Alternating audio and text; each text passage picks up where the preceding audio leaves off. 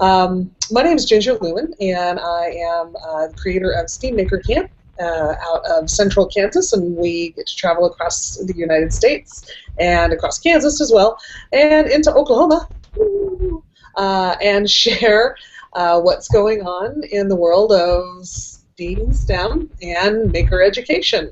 And so want to share with you a little bit. We're having a camp hosted this June 7 through 10 in Oklahoma City, hosted by Jeremy Zweiacker, who, by the way, Jeremy's kind of that dark square down there. He's a really good guy, and he's a scout leader. Jeremy, how much of this do you want me to share?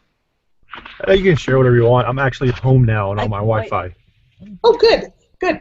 You can feel free to turn a light on if you'd like. There you go. You're just a little bit less creepy now. So, Jeremy, do you want to introduce yourself and who you are? And yeah. Sure. My name is Jeremy Zweiacker. I am the monitoring and non-traditional coordinator for the Department of CareerTech's. And last year on the STEAMmaker Camp at Meridian at Tulsa, and we wanted to bring STEAMmaker back and add girls coding and do some fun things, do some learning and professional development for teachers and cool camps for kids, and more importantly even to that is to offer training on non-traditional career opportunities for students, and how we define that with Perkins is those people that where 25% or less of one sex will be represented in a career. So talking about female IT, or just went dark there again. Different things along in that manner, and so that's kind of where the STEAMmaker, and walking through my house, it's all dark, and there we go. Where STEAMmaker and Girls Coding come in, and that's where Ginger and Kelly come in, because they're the experts on that. So thank you guys for coming, being part of our chat tonight. Oh, we're excited about doing this. Let's go ahead and introduce our beautiful and intelligent third party here. Kelly, you want to tell us who you are and why you're here? Hi, I am Kelly McCall, and I am a Code.org affiliate, which means I'm a trainer for Code.org. The one thing I love about Code.org is we do not limit to just coding. We go past that into computer science, and we partner with tons of different from Google to Facebook to Bill Gates, it doesn't matter. We partner with all of them, which helps us grow, which is great. I'm doing a camp for girls that can code from June 13th through the 15th.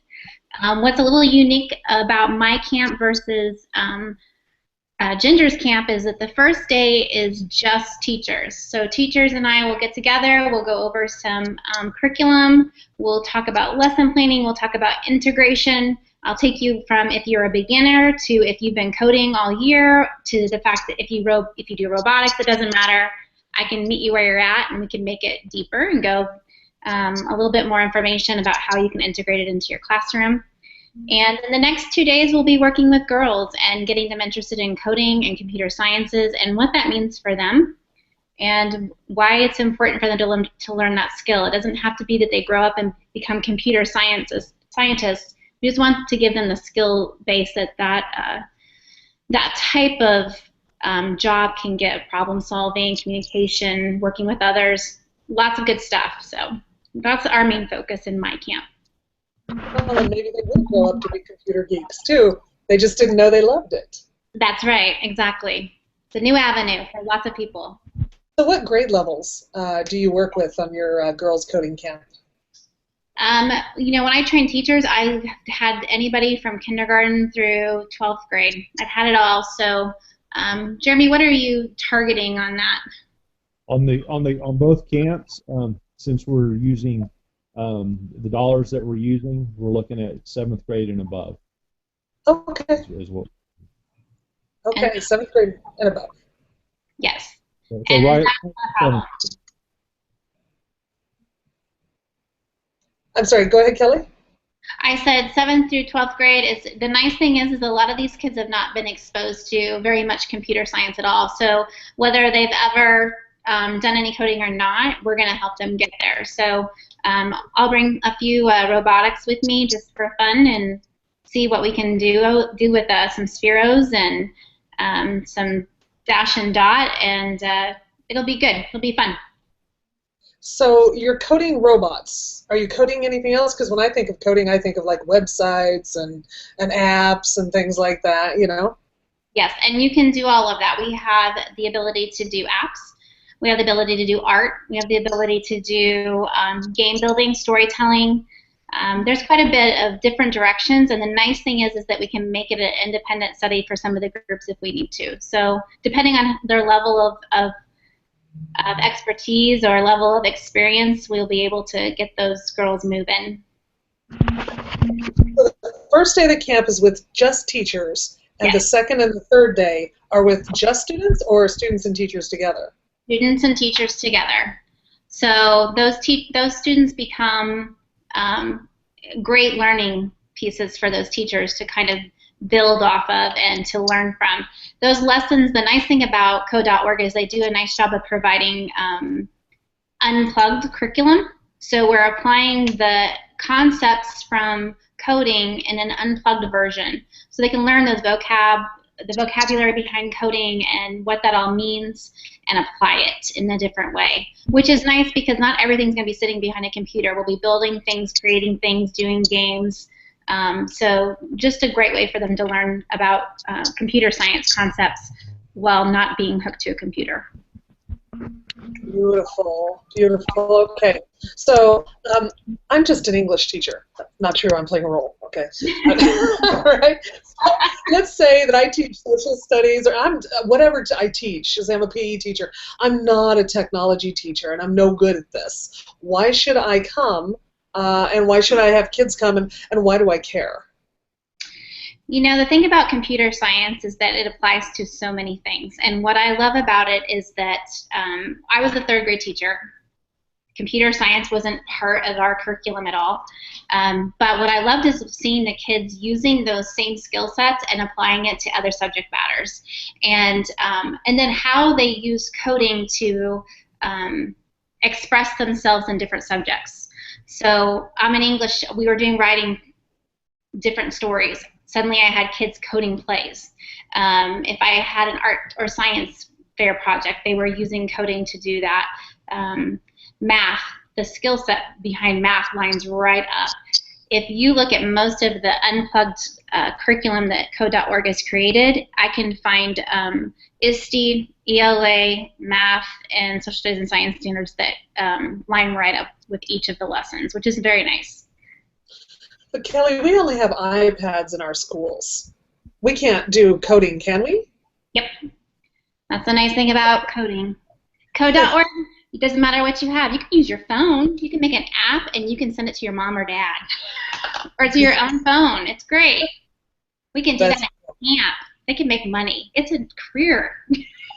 And you've actually done this. You've actually done coding with students. You're not one of those speakers that just goes around and just says do this even though you've never practiced. No, I've done it with my kiddos and I love it. They love it. They don't even realize how much they're learning. And we've done coding buddies, and of course that's elementary level. But what I've been doing a lot is working with high school teachers on how to integrate this more. And what the high school teachers have been telling me that are tech related at all is that some of their computer science classes jump into things way too fast, and they actually need something that helps build up their knowledge and their understanding of the concepts and the vocabulary behind it. They can move pretty fast through it, and there's, like I said, we're partnered with many places and many things other than code.org, but it's a good place to start. That's awesome. That's awesome. And Jeremy, her camp, where is it located? Her camp is going to be at Metro Technology Center at the Franklin Road campus. Okay, the Franklin Road campus. No, Spring Lake campus, excuse me, Spring Lake campus. And that's in Oklahoma City. That is in Oklahoma City. Okay, and the dates on that? She is the week right after you. I'm just quizzing that. That's June 13th through 15th, right? She said it. I wrote it down. I'm cheating. I'm cheating. It's okay, Jeremy. I'm just picking on you. The truth is, he just came literally straight from a scouting Boy Scout meeting. I'm going to say, and we just kind of caught you there, man. Sorry, I appreciate you being here and helping us out with these difficulties. And you're actually the conduit of how both Kelly and I, who are Kansans actually, or at least are in Kansas, living in Kansas right now, and how we're getting down to work with your Oklahoma teachers and students, right? That's correct. Yeah, thank you. Thank you for that. Anything else? I guess, Kelly, before I give you last word rights, anything I might have missed in asking you why it's important for teachers and students and why they need to come to this. How much does this camp cost, guys? Oh, is it not? Oh, free? Free? Okay, so it's free. And lunch is provided too? Provided no lunch. They do have to bring a sack lunch. Pack a peanut butter and jelly sandwich. I'm telling you, because this camp, this sort of thing is, people would easily pay $200, $300, $400 for this sort of camp, and so it's a heck of a value. I hope Oklahoma teachers take advantage of it as much as possible, and I hear that the people are saying, coding is the new super skill. It's the thing that that's going to get us to where we want to go in the future for our kids, at least. I don't know. I can't say I'm a coding. Yeah. I'm not a coding. I can play. Yes. Well, you know what I call it? I call coding the gateway to computer science, which could, it's the beginners. It's the get your feet wet kind of skill. And, the one thing that's becoming more apparent is the amount of jobs that are available and that are not getting filled. And we're talking about 80,000 a year job. So these are great skill sets for some kids that might not otherwise think about a job that would even.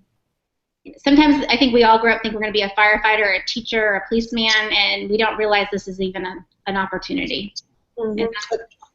An attorney, a chef, a doctor, or I don't know, whatever else you see around your own home, teacher, nurse. Right. By the way, are great jobs if you can get them, but there's other options out there as well. Right.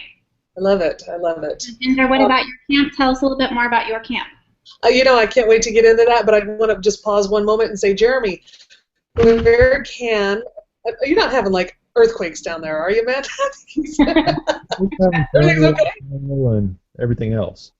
Okay. Sorry. We might some earthquakes for you next week. Okay, get links for us next week? I'll say we can order up some earthquakes for you next week if you'd like. Though. No thanks. No thanks. I'm good. I've felt 2 in my life, and we're dodging tornadoes here in Kansas right now.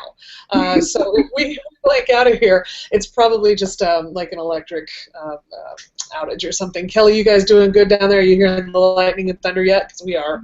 Not yet, but I'm waiting. Any minute. Yeah, I was noticing it, but anyway, the links we'll go ahead and share where y'all, if you're interested in this, where you can find how to sign up for these camps in Oklahoma. Again, the coding camp is June 13th through 15th.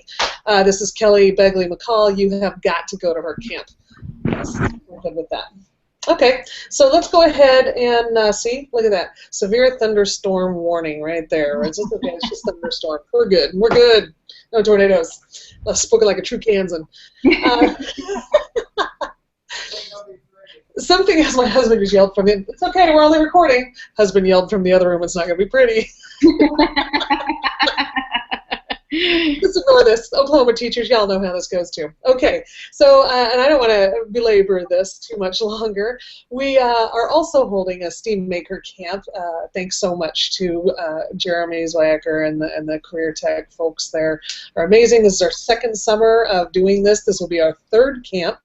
in Oklahoma, and the teachers have been great. The students have been wonderful. STEAMmaker is what it is. It's a camp, professional learning for teachers that we do alongside students. And the reason why I created it that way is because whenever I would work with teachers about doing things differently in the classroom, I would hear almost every single time, "Oh, Ginger, that's nice that works with your kids, but never will that work with my kids because my kids are," and they would fill in the blank, but they're too rich, they're too poor, they're too brown, they're too dumb, they're too smart.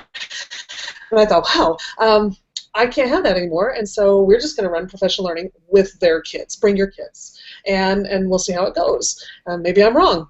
I haven't been wrong yet. So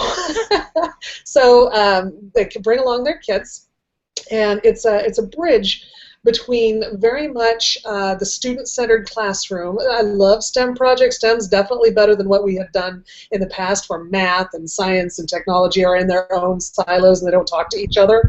And so, oh, Jeremy dropped in a link. Thank you so much, Jeremy. And then, so we're shifting slowly through these camps from that mindset of I'm in charge of the classroom and we're going to do it in separate silos, to the idea of STEM, which a lot of teachers are on board with that already, and it's great. But what I still see is that our teachers are very much still teacher-centered curriculum with our STEM. Here's our project, here's what we're going to do, here's how we're going to do that. And through the process of STEAMmaker Camp, as we start shifting the mindset to more independent student learning into the maker education. And so students come in and teachers come in together, and they immediately get faced with challenges.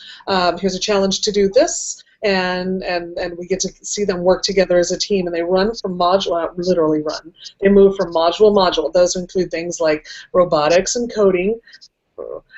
Love Kelly's stuff. I'm going to steal some of it, Kelly, to make our coding better. But we also have aeronautics and fluid dynamics, where kids are working with a fluid vertical tunnel. We've got wearable technology. We've got music makers and producers, wind energy, circuitry and electronics. Gosh, there's so many of these things. Jeremy, I've forgotten 3 or 4 of them, I'm sure. Deconstruction and autopsy, where students get to, I mean, do you have children at your home maybe who you get into the living room and there's always some sort of exploded TV remote. It's all into a billion pieces. That kid really needs to get into our deconstruction and autopsy module, where they take things apart for a purpose. They're not destructing them, they're deconstructing them, see how they work, what the power sources are, how this happens, and the autopsy is that analyzing what happens there. So they go to different modules. Meanwhile, the professional learning for the teachers they get to go and practice in real time with their kids how to facilitate that type of learning. And the teachers are thrown into situations where they don't always know the answers. What a great opportunity to be a learner right alongside students. And this is all intentional. And it's scary sometimes for teachers, but we're right there to help them, whether it's Jeremy, me, or any other mentors that we have at the camp, and help them practice more questioning, better questioning, when to step back, when to step in. Because you don't learn that sort of thing just by hearing about it or having somebody lecture you about it at all. You've got to learn it by doing it. And that's what our STEAMmaker camps are all about. Eventually we get to our 3rd level of challenges, where the students get the chance to look at all the different modules that they have experienced and how could they mash them up to make something that makes life better for a specific segment of the population. And they get to choose who they have in mind. We've had students before who learned how to sew by making the first time she'd ever sewn anything, she made a fully lined bag, a backpack for herself. It took her, she said, between 4 to 6 hours to get it done. And she was so proud of that. And then that was her first level challenge. The second challenge was, well, the first level was to learn how to use a sewing machine. The second was to make the bag. And the third, I said, what are you going to do? And she came over to me just proud as punch with this headband she had made. Now, I don't know if you know how to sew, but a headband is not that impressive. But I thought, shh, be quiet, listen. And I said, tell me about your headband, trying to hide my disappointment. She just made that fabulous bag, right? And she says, this headband, I'm going over to the electronics section, and I'm going to put a temperature sensor in there, so if somebody's going through chemotherapy, then it will read out their temperature and see and let them know if they're too warm or too cold. I thought, oh, this is interesting. And she said it also is going to have a dispenser for aromatherapy. So if they're feeling nauseous or if they're scared or anxious or anything, sleepy, then they can push a button and it'll dispense the right aromatherapy. She had a list of about 10 things that this is going to do for people going through chemotherapy. And I asked her, I said, that's amazing. I'm so glad I had shut my mouth. And I said, what's your inspiration for this? And she just kind of looked at me, and then she turned around and walked away.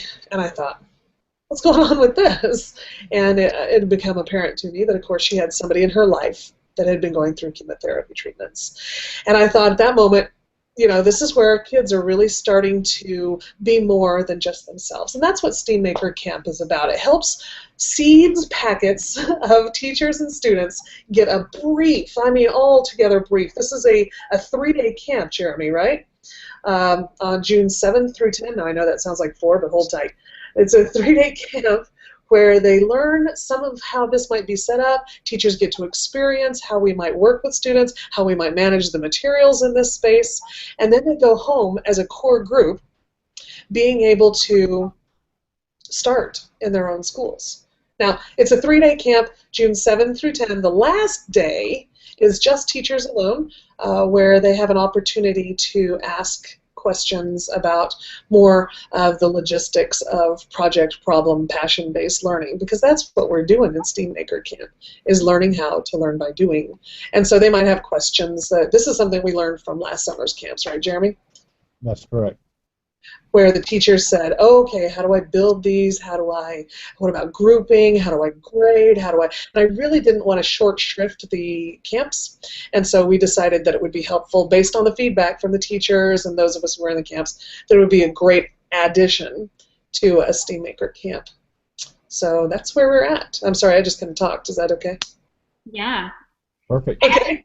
I have to say that I had the opportunity to go to a STEAMmaker Camp last summer with Jeremy and Ginger and watch kids just flourish and have the best time. And it was interesting to see, because we have all these, you have all these different areas for them to go to, and they were going 100 miles an hour and digging in deep and learning, and I think the teachers' eyes were like, holy cow, these kids are just diving in, no fear, nothing. And then, to see them not want to leave and then get there early and then stay extra late. We're trying to kick kids out because we hadn't had dinner and it's 10 o'clock at night. And, they're just having the best time and learning so much. And it was amazing to see. It's worth the time it takes to head to a camp and find some kids, because it's amazing. I was very excited to be a part of it. Every time we get the opportunity for students to want more learning at night, outside of school, in the summertime, man, I call that a win every single day of the week. And I just can't get enough of that. And that's where the kids were, no matter what their abilities were. You, Jeremy, had very intentionally last year with 2 camps asked teachers to bring a variety of students. We had students who were definitely in a gifted program. We had students who were a little further behind with readiness as they were coming in. We had kids who were older. Our STEAMmaker Camp that we're doing, Jeremy, we're a 7th through 12th grade, right? Right. Okay.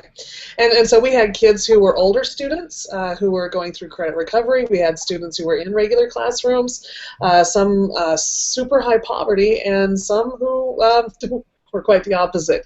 And it was really neat to see how they all found their niche and fell in love. We had students who were very rural area as well, who so they came in farm boys, and they were amazing. They ate it up, and it's an opportunity to get that engagement with really strong challenges of I'm not sure, The whole idea of STEAMmaker Camp is helping kids and teachers understand that, man, I may not know everything from the beginning, but I'll bet if I think about it a little bit and maybe do some research and talk to some other people, I'll bet I can figure it out.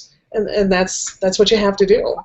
And that's, the first day's rough, but the second day, once you start to understand that you have the power to be a learner and not just wait to be told what to, when to, how to, and all the kids are feeling that, it's great.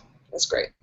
Well, and the power behind that is that the teachers also don't have to be the holder of all the knowledge, and that the kids are okay, and it's going to be all right. And there's so many times when we get a new piece of technology, and I honestly have learned how to hand it off to a kid and go, show me, let's work this out. And they figure it out so much faster than I do, and there is nothing wrong with that. That's why it makes it their passion, not mine. And that's what we need. We want it to be about them. And, you know, they're going to get the math skills, the problem-solving skills, the communication skills, and all of the things that we want, all those quote-unquote soft skills that we need for them to have, and yet they're learning. And we don't have to be we don't have to bring the knowledge. We can just work alongside them, and that's what's important. I think what the knowledge we bring is how to be a teacher, how to be a learner, how to be curious, and how to find things. That in my own curiosity allows me to really push the kids deeper, even if I'm not sure of everything that's going on. I've lived in the world a little bit, and so I can say, well, what makes it? How can you prove to me that that works? And I see sometimes in maker spaces and maker education, and with some folks who are doing maker education, they do a whole lot of kids building and making, and I love it. And I don't want to take away the joy of that making, but sometimes they don't ask the tough questions, because I mean, we are in school and we're going to be using school resources, so how do we make sure good learning happens too alongside the engagement? Now, that doesn't, it's a balance that we want to strike there. And I want to get the kids hooked and excited first, but then make sure that that academic rigor comes along. Absolutely. And the thing I'd add to that, all that, is that going out and doing some of these monitoring visits, I've had the opportunity to actually interact with some of the teachers that came to camp, and they still, almost a year later, are talking about how they've used what they learned at STEAMmaker Camp, how they're using it in their classroom. They're wanting to do more of it. They're still excited a year later about the strategies that they used, and it's not just a set and get bored kind of professional development event. It's real stuff that you're gonna already practiced it this summer with your students that you bring with you, and you get to then go implement it in your classroom and have successes based on that. So that's what I appreciate about this, and why we're bringing it back and expanding the program, to the girls coding, is that these aren't just opportunities to sit around and listen to somebody talk. It's teachers are taking back stuff that they're putting in their classroom and being successful with students with. Every single camp, I have had feedback from teachers, and I go back to them because I collect their information, and I say, what's the impact that you have seen on your students who've participated in the camp? How are they doing this year? And then also, how has this impacted your teaching? And every single camp, I get teachers who say that it really has changed a lot of how they're really approaching how they interact with their kids with teaching and learning. I could talk all day on this and have before, and I don't want to do that. Jeremy, Kelly, do you guys have any last thoughts about either of the camps that we're talking about, the Girls Coding Camp, which is June 13th, 15th, or the STEAMmaker Camp, which is June 7th through 10th? Do you have anything else you want to share that we haven't talked about? I don't. Just apply, get out there, let us know you're coming so that we can reserve a spot for you. You don't want to be messed out. Excellent. Kelly? I'm just excited about the opportunity. I think that, I love teaching coding to all kids, but I just find something so satisfying about exposing girls to science and computer science, because there's a need. There's a major need for that. it's exciting when you can see those girls take off and find their niche. So. Absolutely. Well, I want to thank both of you for being here tonight, and if people have questions, Jeremy, you're the guy to get to, right? That'll work. All right, and thanks so much. We'll have a link out here to anybody who's interested, and if you got this in your email, I'll bet there's a link there. Thanks, guys. See you later. Good night.